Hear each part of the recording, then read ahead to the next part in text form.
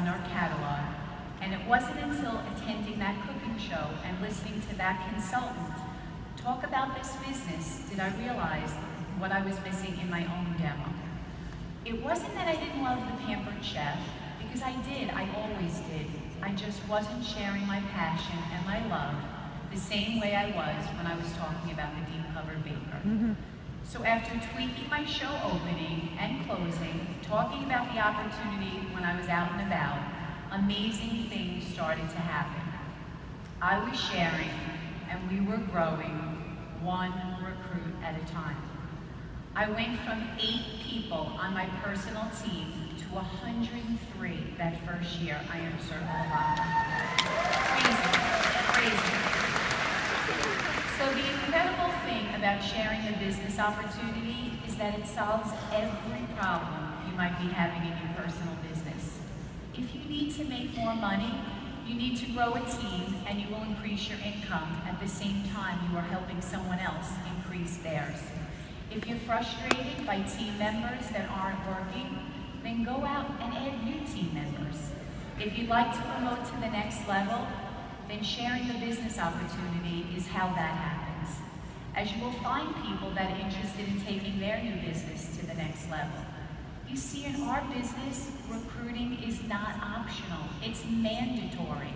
You will always be in the same place if you're not sharing the opportunity. I was a senior director for so long because I never shared the business opportunity. I sat so comfortable in that senior director chair and nothing could motivate me to get moving. The moment I started sharing the opportunity, we all started growing. And here's the thing, the leader sets the pace. When you create a recruiting climate, many will follow. There are so many people that need us. They are desperate for us. They show up at your cooking shows unable to spend more than $15 because they can't pay their rent or their mortgage that month.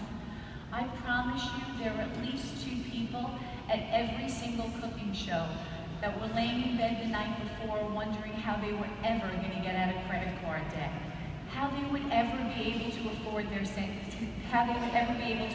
send their kids to summer camp. How will they ever be that stay-at-home mom that they always dreamed of being? By offering the opportunity, you are changing lives. You are giving people hope when they had given up on ever finding it.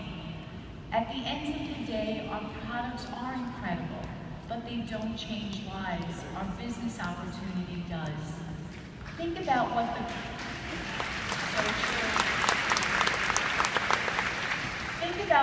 Pampered Chef has done for you and your family. I know what it has done for mine. I went from doing 2 shows a week to doing 5 shows a week when my husband lost his business. We wouldn't have been able to stay in our home if it wasn't for the Pampered Chef.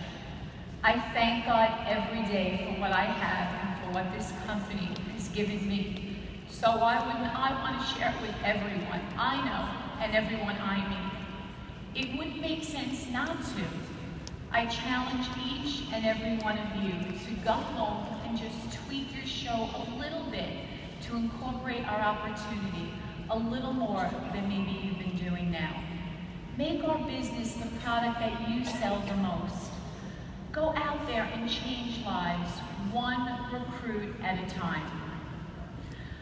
If it's incredible that I could earn Circle of Honor in recruiting, considering I had never even earned it in excellence, it's even more amazing to me that I could earn Circle of Honor in developing leaders.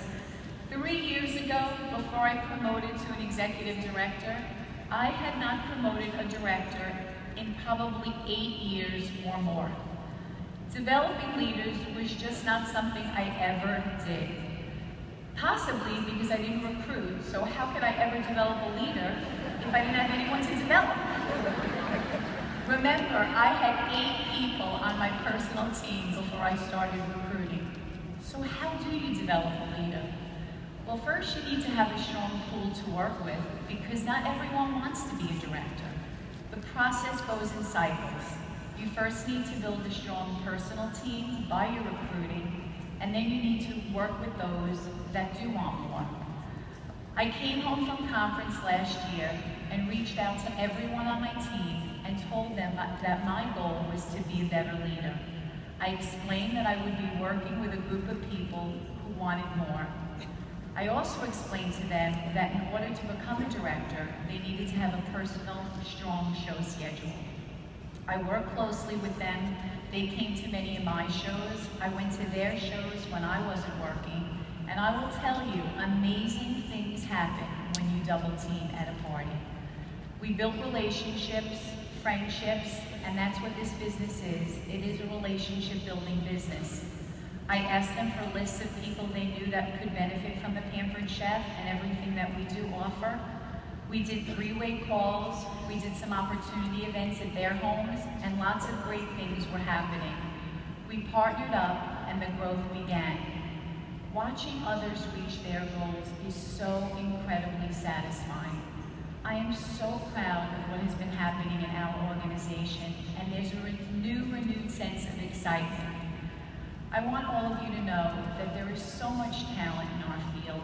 I thank God every day for my midnight calls with Love Carpenter and Tanya Brzezowski, and to Sharon Eisler, who I sat next to when I earned my first Circle of Honor, and she had earned it in developing leaders.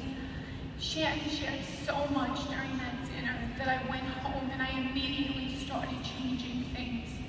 We all help each other and learn from each other. Listen to all of the training calls. Listen to what others are doing, what works for them, and do the same. You don't have to reinvent the wheel. It's already been invented. Every single one of you has the potential to grow and move forward. You just need to step out of your comfort zone and do things that you've never done before. Remember, the only thing more powerful than a big idea is the team that can see it through. Thank you. Oh, yeah.